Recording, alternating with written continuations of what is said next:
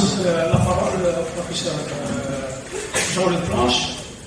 Sa communication intitulée Le massacre du Constantinople en mai-juin 1945, vu par les services de renseignement américains.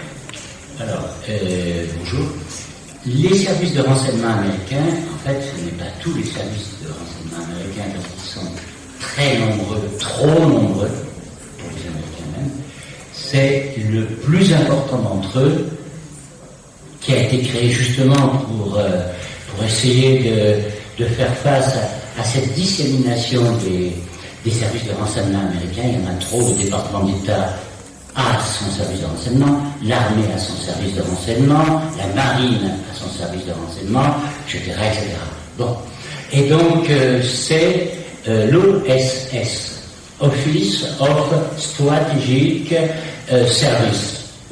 C'est, comme souvent en affaires de renseignement, les services prennent des noms anodins, comme renseignements généraux en France. Voyez. Alors, l'OSS, c'est une création du président Roosevelt après le désastre de Pearl Harbor en décembre 1941. Les Japonais détruisent par surprise la grande flotte américaine du Pacifique. Les Américains affolés imaginent que les Japonais vont débarquer et s'aperçoivent qu'ils n'ont pas de service de renseignement coordonné.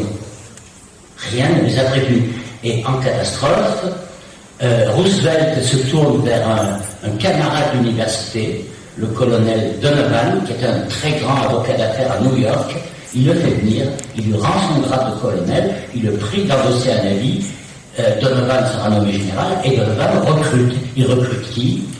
Des gens intelligents, des universitaires, des étudiants en post-graduation, des journalistes, des hommes d'affaires, des gens qui savent comprendre les choses, analyser, même s'ils ne sont pas militaires, en quelques semaines on les forme, et puis à reconnaître au moins les grades, et puis on crée l'OSS qui, en mai 1945, compte à peu près 20 000 civils et militaires, et qui est le plus grand service de renseignement, j'ose pas dire du monde parce que je n'ai pas en tête les chiffres du KGB soviétique, en tout cas de l'équivalent du KGB, mais c'est le plus grand service de renseignement des alliés du monde occidental. Et l'OSS a eu pendant longtemps, alors le centre évidemment est à Washington, mais à l'étranger, le centre le plus actif pendant 2 ans, ça a été Alger. Ça a été Alger, tout simplement à la suite du débarquement anglais et américain de novembre 1942. Le chef d'état-major, le commandant en chef des troupes qui viennent de débarquer, anglaises et américaines, en Algérie, et qui sont chargés, ces troupes, de libérer l'Europe. Alors ils vont passer par l'Italie, puis après débarquer en Provence. On ne sait pas encore si ça peut marcher de passer par l'Atlantique et par la Normandie. Le chef, c'est Eisenhower, et sa résidence, elle est à l'hôtel Saint-Georges, face au gouvernement général, et le véritable patron en Algérie et dans toute l'Afrique du Nord, c'est le général Eisenhower, n'est-ce pas? C'est lui qui a les armes, rapidement plusieurs centaines de milliers d'hommes, et puis l'OSS. Alors l'OSS est à Alger, et elle y reste jusqu'à sa dissolution, même si le centre se déplacera fin 44, début 45 à Paris. À Alger, il garde de très gros effectifs, et jusqu'à la dissolution en septembre 1945, parce que là la guerre est terminée, le Japon vient de se rendre, le successeur de Roosevelt qui est mort au printemps, c'est Truman, et Truman, l'OSS, il en a assez. Autour de lui, il y a des gens de la presse de droite conservateurs qui parlent de Gestapo, parce que c'est des progressistes à l'OSS. Alors c'est pas la CIA, ça n'est pas du tout l'ancêtre de la CIA. La CIA sera créée en 1947, et entre-temps, il y a un organisme de transition. Il y aura des gens de l'OSS qui passeront à la CIA, mais c'est pas du tout le même esprit. Ce sont des progressistes, c'est l'époque de Roosevelt. Ils font avant tout du renseignement. Alors, du renseignement pour gagner la guerre. Pour gagner la guerre. Pas pour autre chose. Et la guerre, elle va continuer jusqu'au mois d'août. Pour les Américains, et pour le monde d'ailleurs, c'est pas terminé. Beaucoup de gens disent, et pensent, et écrivent, la guerre se terminera en 1946, peut-être même 48. Il va falloir conquérir le Japon île par île. Personne ne sait qu'il y a une bombe atomique, et même ceux qui ont créé la bombe atomique ne sont pas sûrs qu'elle marche vraiment. Alors, vous voyez, il faut bien voir qu'en mai, juin 45, juillet 45, la guerre est loin d'être terminée, dans la tête des gens de l'époque. Bon, alors, est-ce que l'OSS est au courant de ce qui se passe dans le Constantinois? Tout de suite. Tout de suite, parce que à Alger, les Français, le haut commandement français, leur demande, dans l'affolement, dès le 9 mai, des appareils de transport. Des appareils de transport. Alors, l'OSS n'a pas d'appareil de transport, mais elle se tourne vers l'US Air Force, et qui se tourne vers les Anglais. C'est le consul général qui dit OK, qui monte l'affaire. Il y a 4 Dakota qui sont mis à disposition immédiatement. Les Américains sont très rapides quand il le faut.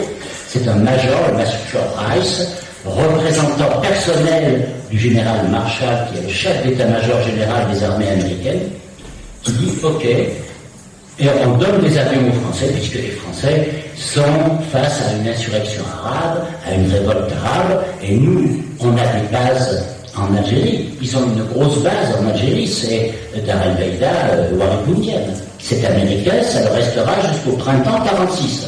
Et même les Français auront du mal à le récupérer. Blida est une base américaine.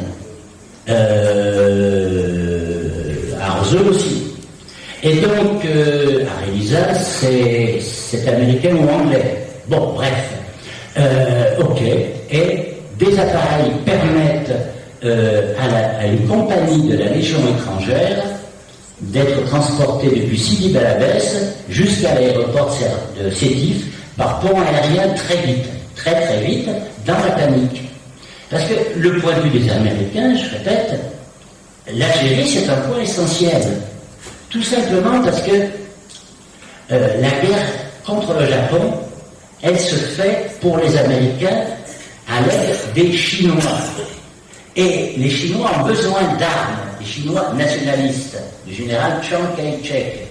Et ces armes, elles sont transportées depuis la côte ouest des États-Unis par gros porteurs qui atterrissent en Algérie. Alors, ils atterrissent souvent sur une base à Biskra.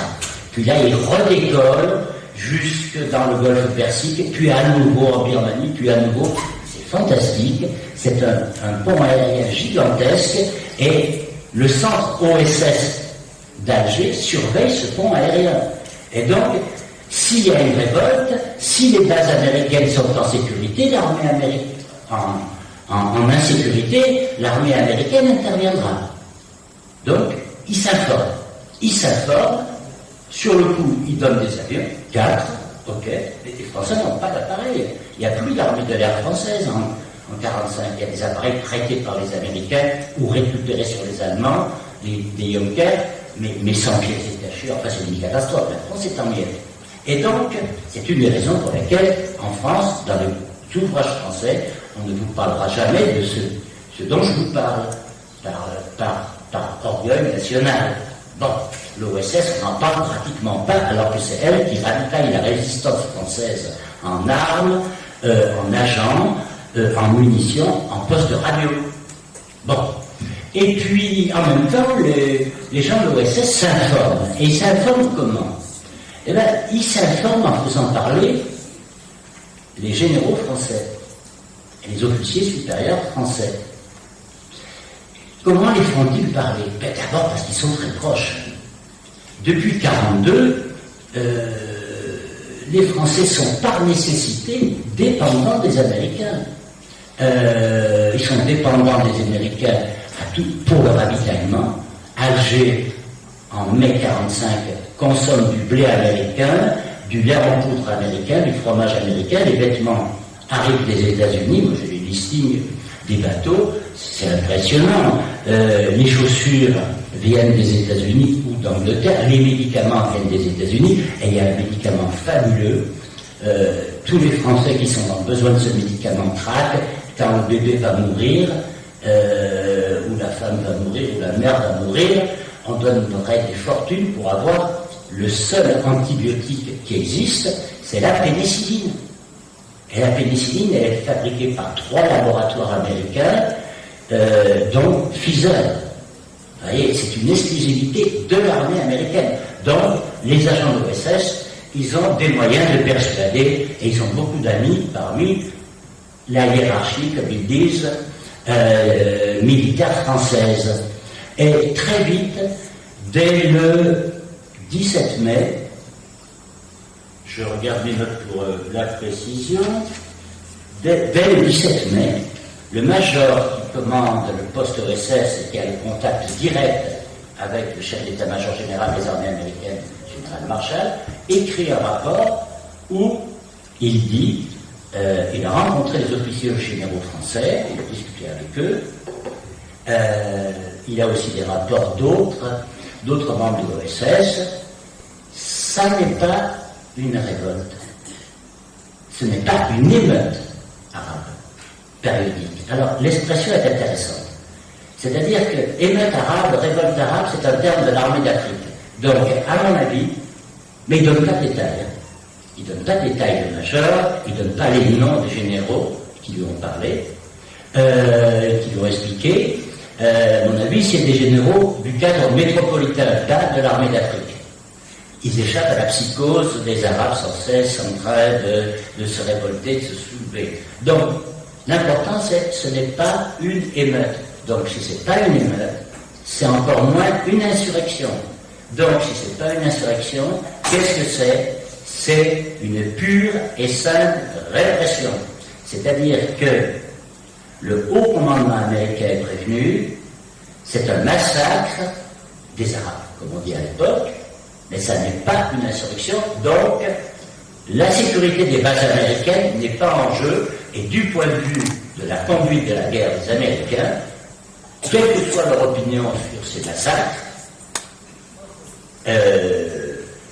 de leur point de vue, c'est pas une révolte, donc ils peuvent être tranquilles. Alors là, c'est le premier point acquis. Alors, il faut bien voir que on ne trouve pas dans les archives que j'ai eues, mais j'ai eu un peu plus de 15 rapports qu'on a photocopiés pour moi, qui sont à Washington, aux archives nationales américaines, c'est assez compliqué les archives nationales américaines, et je donne toutes les références exactes, les codes précises.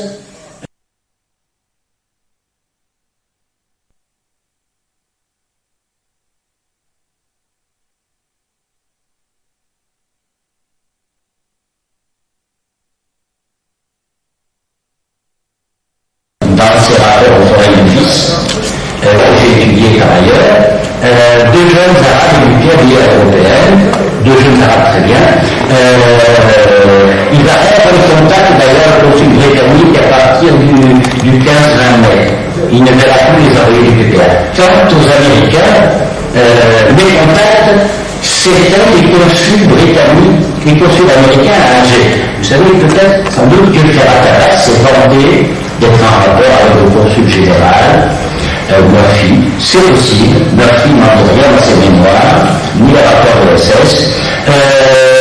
Abbas a même laissé entendre qu'il avait rencontré Roosevelt lors d'une escale de Roosevelt à Alger. Là, c'est très peu vraisemblable. On n'a pas de preuve. Par contre, Ferhat Abbas est reçu régulièrement par un consul, plusieurs consuls américains, l'automne, et le consul l'automne, il avait le rapport en ville avec les Mongols.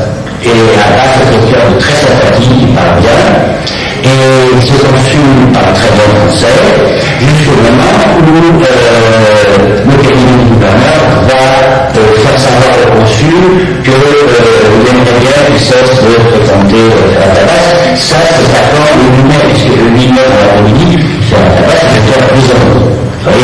Donc, mais ça, c'est les consuls. Et le service de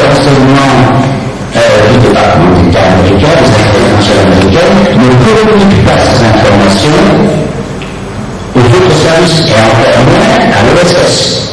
Vous voyez, donc ça n'a aucune importance. Abbas n'a pas d'importance pour la conduite de la guerre.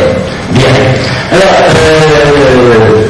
les rapports que j'ai sélectionnés montrent que les Américains ont compris les choses. J'ai sélectionné deux passages, deux rapports qui montrent que les Américains sont au courant des méthodes employées. C'est un rapport en date du 13 juin qui cite des mesures de prévention, de précaution le 13 juin. Ça veut dire que le 13 juin, dans le département d'Alger, je ne parle pas du département de Constantine, dans le département d'Alger, les Français prennent des mesures extrêmement violentes destinées à terroriser immédiatement les populations en un instant, le 13 juin. Par exemple, dans la commune mixte du Chemin, dont le centre administrateur réside à Cherchel, on est loin du Constantinois, une milice a été créée, bien écrite là, avec 100 miliciens, une trentaine de miliciens, chacun disposant de 100 cartouches de fusil. Et l'ordre est venu d'en haut, très vraisemblablement du traité d'Alger, de désigner entre soi 3 otages qui seront fusillés sur la place publique s'il y a quelque trouble que ce soit. Et c'est un caïd, un officier musulman de l'armée française à la retraite et le plus riche commerçant de la commune mixte. Alors, un autre rapport daté du même jour, ça doit être le même informateur qui a joint les deux rapports qui a remis les deux rapports ensemble. Alors là, je donne une extension parce que ça vaut la peine. À Alger, le 13 juin, la police a affecté une voiture de patrouille à un service de 24 heures sur 24. La voiture tourne sans arrêt. C'est une conduite intérieure sans signe distinctif. C'est-à-dire, banalisé aujourd'hui, qui transporte 5 hommes. Vraisemblablement, ce soit une grosse Hotchkiss ou une Mazda ou une voiture américaine achetée par la préfecture aux troupes américaines.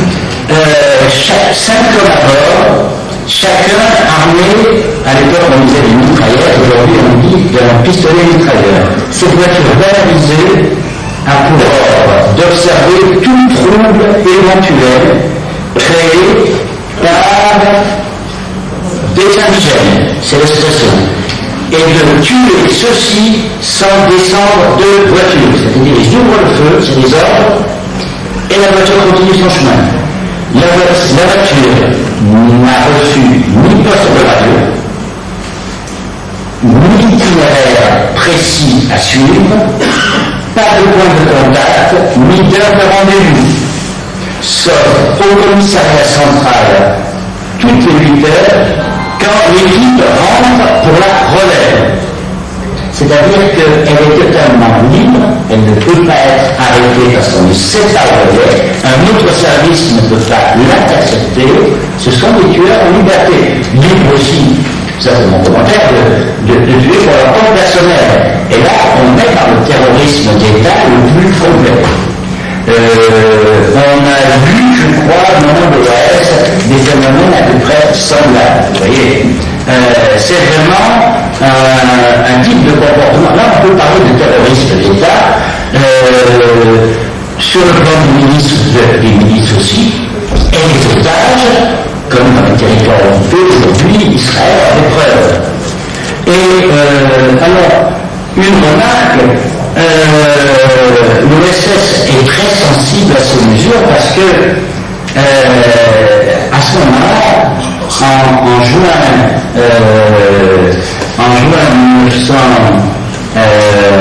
1945, les anglo-saxons discutent très activement. Ils vont constituer un tribunal international qui va être créé le 22 août. Donc c'est tout prêt. Il sera créé officiellement à Londres. puis se transportera à Nuremberg en Allemagne, et ce sera le fameux tribunal de Nuremberg chargé de juger les criminels nazis. Et puis après, à la fin de l'année, il y aura un autre tribunal international à Tokyo chargé d'exécuter les criminels de guerre japonais. Et comme crime de guerre, et au début on exécutera, il y a la prise et l'exécution d'otages. Et ceci, les officiels français ne peuvent pas ignorer. Alors moi je suis quand même impressionné qu'en mai-juin 1945, des otages aient été désignés partout en Algérie, dans tous les départements, y compris le département d'Oran. À Oran, le préfet Mattei, qui est un gaulliste, à Alger, c'est le préfet Périllier, qui est socialiste, impulsif. Mais à Oran, le préfet Pompéi ne prévient même pas le gouverneur. Je ne sais pas si le préfet Pélissier l'a fait à Alger. Le gouverneur a été informé par sa police des renseignements généraux sur son préfet.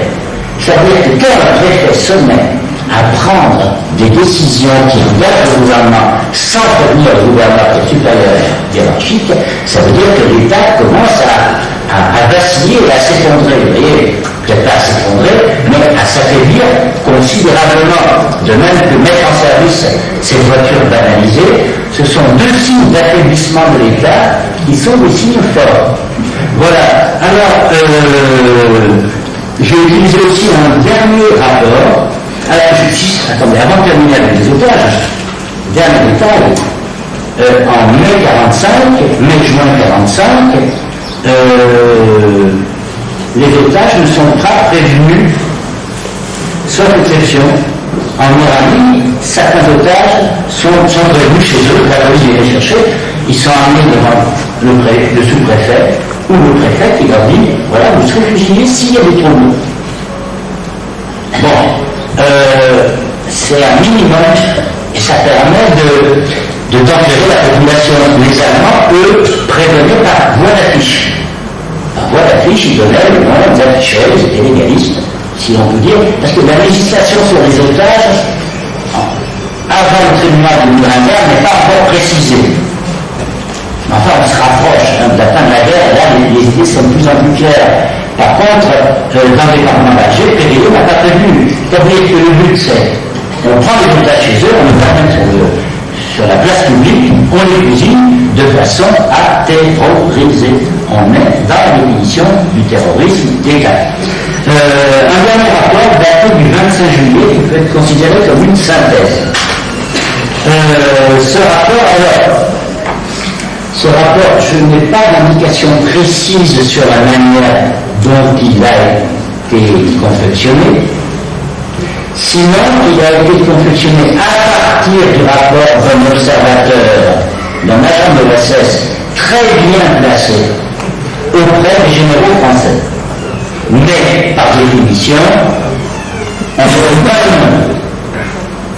Et même si, moi je pense que c'est le journaliste, Landrum Bolling, on parle dans le film L'autre mai qui sera projeté, et vous verrez d'ailleurs ce rapport du 25 juillet, un extrait en tout cas qui apparaît dans le film. Donc, alors ce rapport, il a donc été pris aux meilleures sources, c'est-à-dire celles des officiers généraux français à Alger, et ce rapport a été fait à la demande de l'état-major général pour savoir exactement, le plus exactement possible, combien de morts. Voilà, combien de morts.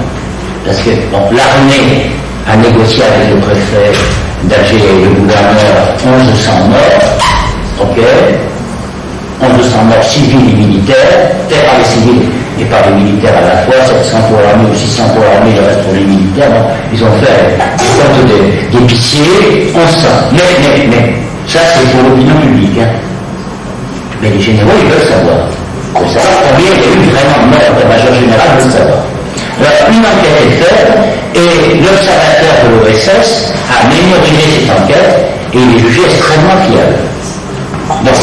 et le total c'est au moins 17 400 morts. Et le rapport nous vient d'un Constantinople, avec 17 400 au moins. Attendez, moi je vais analyser. Région Sétiférata, 3000. Région de Guelma, au moins 2000.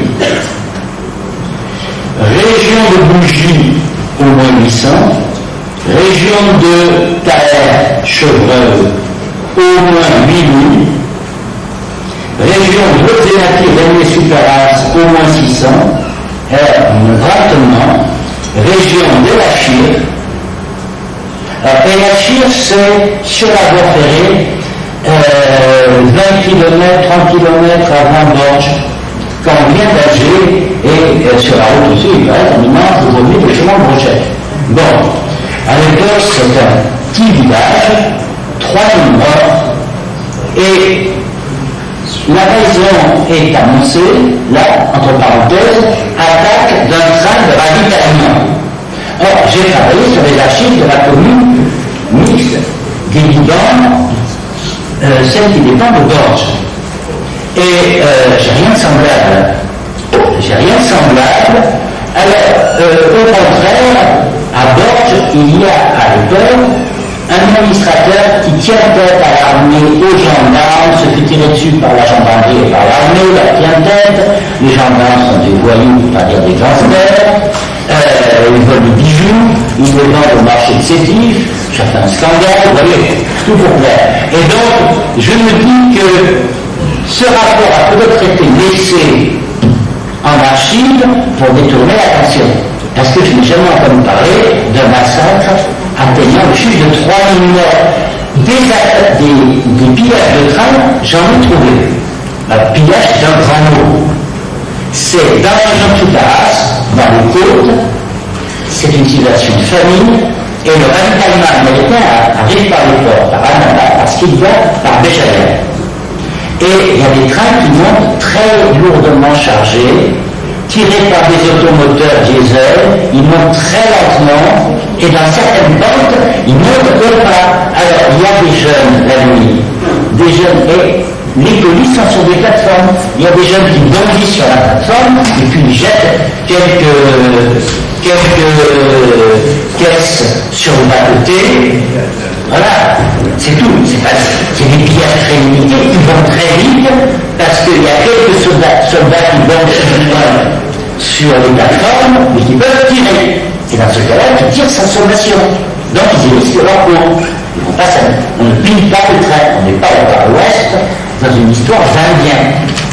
Donc, il y a des pillages, et quand les pillages sont arrêtés, ils prennent des coups d'abord, puis après ils prennent 10 ans de travaux forcés, mais on ne les fusille pas. Il est possible que les officiers ayant perdu la tête, en tout cas, là il y a 3000 morts. Alors on est au total 17 400 morts. Je remarque qu'il n'y a rien pour la région du littoral, et notamment en dehors des Béjaïa, où effectivement il y a eu des massacres dans la vallée de la Soumane. Mais il n'y a rien sur la région de Skélida, et puisqu'on est dans les sources anglo-saxonnes, là c'est plus le SS, ce sont les travaux d'un Américain, Prochaska David, qui a travaillé à Annaba et à Constantine, à Alger, qui est bien connu des services d'archives, qui a sorti un bouquin à l'université de Cambridge, comment les Français ont voulu faire l'Algérie française en 1990, c'est pas en anglais, c'est Making Algeria French. C'est un très bon livre, et lui donne le détail. Prochaska dit que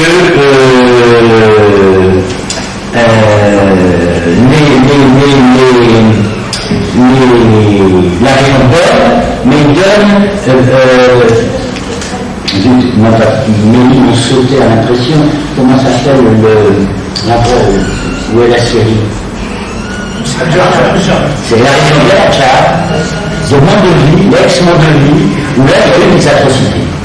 Là il y a eu des atrocités, il dit des atrocités, il ajoute qui ne peuvent se comparer pour l'ensemble aux atrocités de Delmas qui sont les plus horribles. Mais il y a eu des atrocités, et ici un troisième lieu dans la carrière pays d'Annaba. Il parle aussi de la citadelle à la Casbah d'Annaba, où là on torture et on fusille.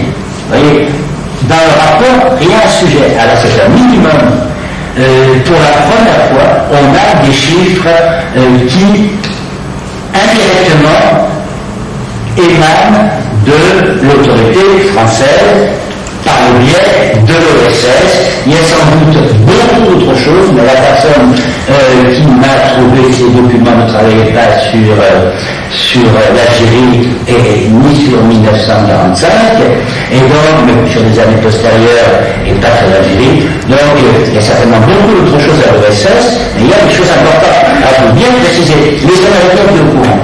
Ils étaient au courant, mais ça n'était pas leur problème. Leur problème, c'était de gagner la guerre, quelle que soit leur opinion, et j'estimais qu'ils ne pouvaient rien faire sans affaiblir l'effort de guerre et le danger, parce qu'enfin ça, je l'ai trouvé, le danger, je l'ai trouvé dans d'autres sources, dans les archives de Jacques Chevalier et Navagé, ces archives privées, en 1943, De Gaulle, c'est quand même une fête tête, hein, et De Gaulle tient tête au consul américain en 1943 à Norfolk. Tout ça se passe une soirée à India. Jacques Chevalier Navagé, qui parle couramment anglais, sa mère est américaine, est là, et De Gaulle s'énerve et dit au consul Norfolk, qui est le représentant de Roosevelt, il s'énerve et lui dit, écoutez, si les Américains vous me tenez tête, moi je suis capable de rejoindre Moscou et je rentrerai à Paris dans la tourelle d'un char de l'armée rouge. Et Murphy a fait oh. Et là, parce que De Gaulle était capable de dire n'importe quoi. J'en ai parlé à mes historiens gaullistes qui m'ont dit, mais si l'histoire avait tourné autrement, De Gaulle en était capable. Alors les Américains, les Français n'ont pas d'armes, ils sont un parti communiste très puissant aussi en Algérie. Donc, le problème, c'est de ne pas diviser l'effort de guerre. Il faut, bon, là, ils ont terminé avec les Allemands. Il reste les Japonais qui sont encore plus durs. Jusqu'en 1948, ça va être île après île. On perdra des centaines de milliers de GI. Donc, et puis la bombe atomique est arrivée et elle a mis fin à la guerre. Mais il faut bien restituer ces documents dans une période qu'on connaît mal aujourd'hui. Voilà.